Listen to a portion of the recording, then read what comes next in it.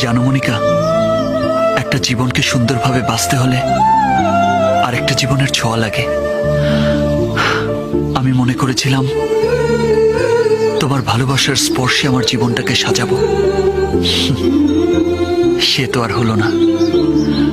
মনিকা, আমি জানতাম পৃথিবীতে এমন কিছু মানুষ আছে যারা ভালোবাসে, কিন্তু তাদের ভালোবাসা জয়ী হয় না। সৃষ্টিকর্তা যে আমাকে তাদের দলে ফেলবে যদি জানতাম, তাহলে হয়তো ভালোই বাসতাম না।